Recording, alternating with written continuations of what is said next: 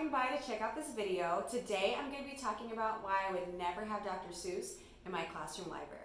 Themes of white supremacy, anti-Blackness, and Orientalism, I just can't. I know some of you all out there, like myself, grew up loving Dr. Seuss. Like, I was the world's biggest Dr. Seuss fan, you know what I mean? Like, everyone loves him. He rhymes, he has really whimsical and fun illustrations. What's not to love? The racism, the Orientalism, the lack of diversity. There's so much not to love, and we can do so much better for our students with the texts that we choose to celebrate in our classroom, the authors that we choose to uplift in our classrooms as well. In my opinion, when we choose to celebrate authors with the racist past that Seuss has, Google it if you don't know what I'm talking about, we send kids the message that this is okay when it comes from a good person. Now, I know that ignoring problematic literature doesn't solve the problem.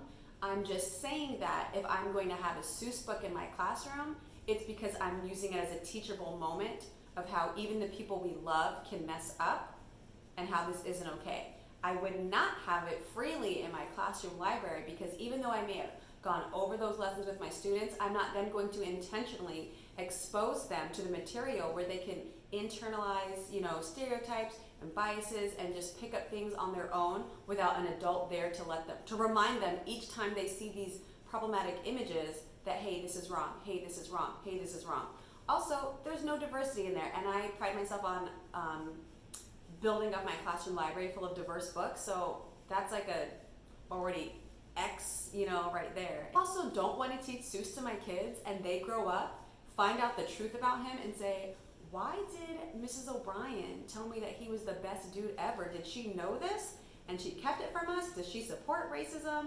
Does she think this about all Asian people? I don't understand why she did this and didn't tell us the truth. So I just can't do it to my kids. Like, I care about them too much. I care about the people that they're going to grow up to be too much. I care about the seeds that I'm planting in them too much to have these books out of my library to be enjoyed when they should be there in my lesson plan book bin to be studied. With the way that kids are so tech savvy these days, I would hate to waste my time doing an author study on the amazing Dr. Seuss, only to have one of my students to go home, hop on their iPad to do some research, and then figure out that, hey, he actually said this about my racial group or my ethnic group, and you said he was amazing, like Mrs. O'Brien, say it ain't so. Like, you could just avoid that by teaching it or not having it in your classroom at all. If you're in the lower grades, I want to stress that. I'm not saying never teach it to protect them from racism, because you can't. It's out there. But in this instance, I can, and I can do something about it. I can make it a teachable moment and make sure that my students know that I'm not celebrating him or promoting him by having him out in my classroom library or in my house with my own children. We cancel people when it comes from somebody negative that wasn't well liked or well known anyway, but when it's somebody that's one of our favorites, we excuse it, and it sends people the message that white supremacy and racism and, not embracing diversity is okay when it comes from somebody that's well liked. It gets brushed under the rug, and that's not the message that I want to be sending my students.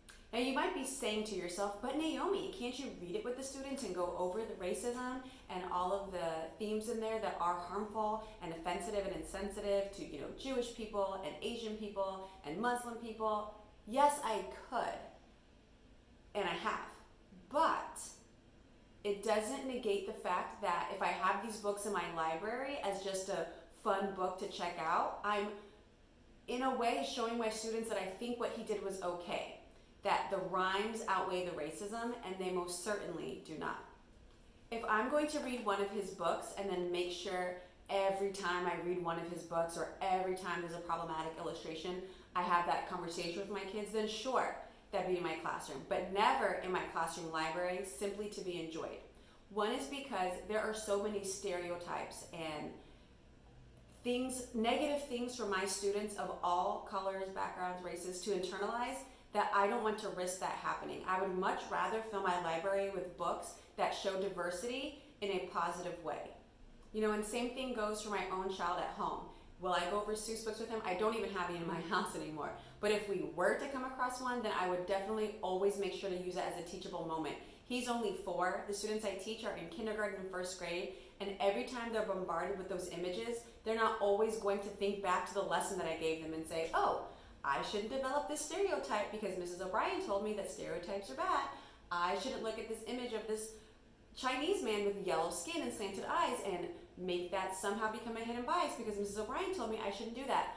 When they see that image on their own or for fun in a book, in a movie, over and over and over again, I can't control what they internalize and how they internalize it, which is why, especially in those younger grades and with my young son, it's just a no for me. When they are older and able to see that and automatically know this is wrong, this is not something that's true for everybody, this is a stereotype, this is a bias I don't want inside of me, and they can make that choice to not even pick up the book, that's one thing. But to freely have it in my library to be enjoyed as if it's great literature is just not happening on my watch. And I know there's a lot of critics of my own work that I do, on Instagram, talking about race and racism and diverse literature and inclusive literature, that will say that kids don't pay attention to stuff like that. And that's just simply not true. You may think that and you assume that, but they do. There's actually research to support that kids as young as 6 months categorize people by race. I really believe that if you are going to go ahead and read Seuss in your classroom anyway because it's a fun book or it rhymes or the kids love it, like that's the excuses that I hear, you need to make sure that you're also talking about the harm that he has caused and had caused to people. Another excuse that I hear was that, oh, he was a product of his time, it happened a long time ago. It wasn't okay when he was alive, which he died in 1991. It wasn't okay a long time ago, and you're just, again, dismissing racism and cultural insensitivity. You're letting your kids know that a long time ago you may have been racist too, and that it would have been okay because of the time period. What about the people that were suffering from that a long time ago? Did they just accept, oh, well, I'm black, so this is how it is, or I'm Asian, I'm Jewish, so I deserve this? No, they knew it was wrong. It was wrong then. It's still wrong now, and we aren't to excuse it from the time period that it came up in. It's inexcusable always. My son the other day said something about not wanting to grow up, and I was like, oh my goodness, Peter Pan connection. Let's watch Peter Pan.